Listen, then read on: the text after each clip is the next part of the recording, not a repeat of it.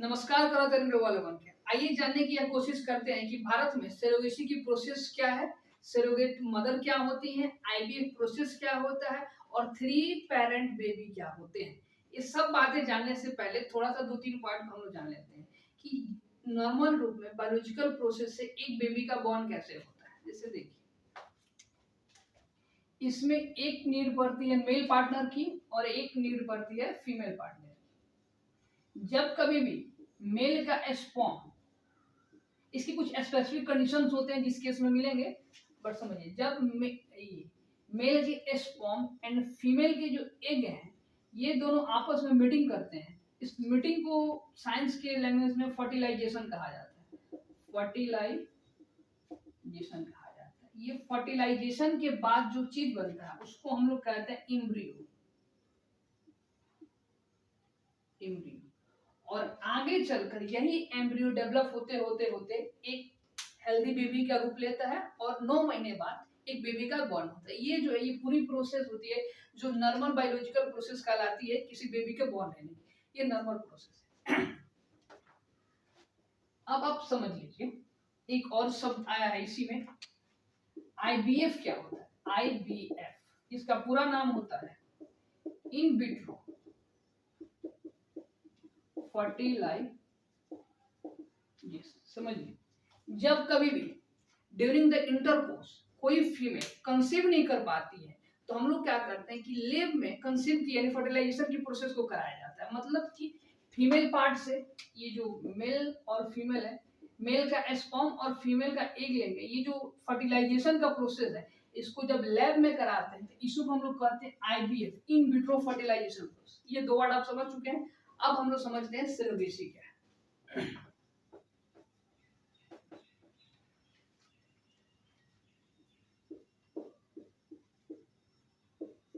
Surrogacy and surrogate mother. Surrogate mother, अब समझिए, एक होंगे मेल पार्टनर और एक होंगी फीमेल पार्टनर। अब समझिए, किसी भी कारण से हो सकता है कि इस फीमेल में कोई ऐसे डिजीज है या कुछ ऐसे कारण हो सकते हैं जिसके कारण यह मां नहीं बन सकती, बट ये मां बनने की इच्छा रखते हैं कि मैं भी मां बनूं। तो उस केस में क्या होता है, या किसी दूसरी महिला, आप समझिए भारत में ऐसा है ना कि जो महिला को तीसरी महिला को हायर करेंगे ये या तो इनकी रिलेटिव्स हो सकती है या फिर इनकी जान पहचान की होगी। ये दोनों जो हस्बैंड वाइफ कपल मिलकर किसी तीसरी महिला को हायर करेंगे, ये तीसरी महिला को हायर करेंगे और होगा यह, इस मेल का हम लोग क्या करेंगे, स्पर्म लेंगे और ये जो फीमेल है इनका लिया जाएगा एग, और इसको क्या करेंगे, जो डॉक्टर्स है उसको इन विट्रो आईवीएफ कराएंगे, इन विट्रो फर्टिलाइजेशन कराएंगे। उसके बाद इस महिला के यूट्रस में ये जो आपका एम्ब्रियो बना हुआ है, फर्टिलाइजेशन के बाद जो एम्ब्रियो है उसको हम लोग कहाँ इम्प्लांट करते हैं, इस महिला के कोख जिसको हम लोग कहते हैं उसमें इसको क्या करें, हम एस्टेब्लिश करते हैं और ये महिला कहलाएंगी सरोगेट मदर। अब समझिए थोड़ा सा, एक रहा इस महिला का, स्पर्म हुआ इन महिला का, डीएनए रहा इन दोनों का, सब कुछ उस बच्चे में जो गुण है वो इन दोनों का जाएगा। बट ये महिला क्या करेंगी, अपने पेट में 9 महीने तक उस बच्चे को अपने बच्चे की तरह पालेंगी और उसके बाद एक बेबी को बॉर्न देंगी। तो ये महिला कहलाएंगी क्या, सरोगेट मदर। और ये लोग उसके कहलाएंगे biological meaning original father mother. और ये महिला कहलाएगी सरोगेट मदर, और जो बच्चा पैदा होगा उसको सरोगेट बेबी भी कहा जा सकता है। तो ये जो प्रोसेस है ये पूरी प्रोसेस ही कहलाती है सेरोगेसी का प्रोसेस। और ये जो तीसरी महिला थी वो कहलाती है सरोगेट मदर। बट भारत में इसके लिए भारत सरकार ने 2022 जनवरी में एक कानून लेकर आया और उसके द्वारा कहा गया है कि सरोगेट जो मदर बनेगी वह कुंवारी लड़की नहीं बन सकती, जो अनमैरिड ये लड़के ये नहीं बन सकती है, कोई मैरिड महिला ही बनेगी। और मैरिड महिला तभी बनेगी जब कम से कम उसका अपना एक बच्चा जरूर हो, तभी वो सरोगेट मदर बन सकती है। इसी तरह इन हस्बैंड वाइफ के लिए कंडीशन यह है कि इनके शादी का कम से कम 5 साल हो जाना चाहिए, उसके बाद ये सरोगेसी के प्रोसेस में जा सकते हैं। दूसरी बात यह, इस महिला को कोई पैसा उसा नहीं देंगे, इसका हेल्थ इंश्योरेंस कराएंगे और उनके हेल्थ का ध्यान रखेंगे, दैट्स इट।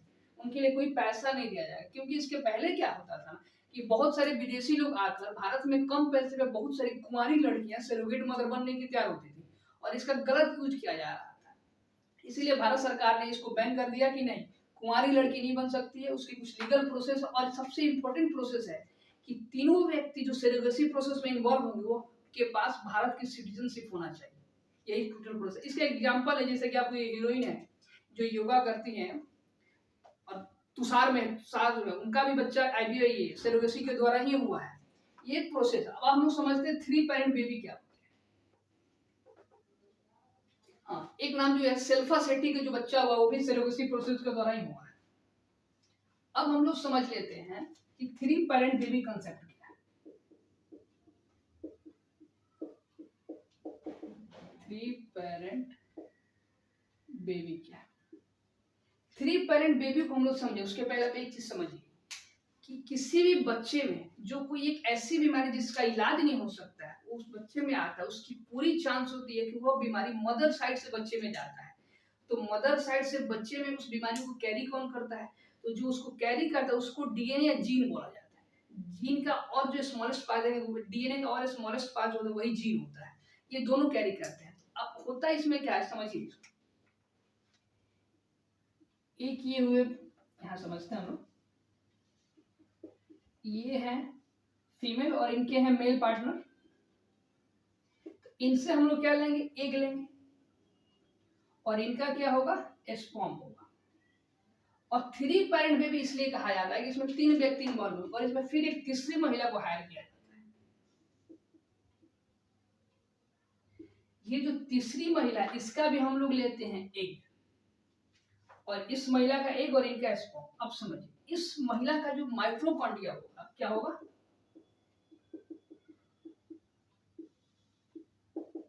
इस माइटोकॉन्ड्रिया से एक बच्चे में जो जीन ट्रांसफर होते हैं उनकी नंबर होती है 23 जीन जाते हैं।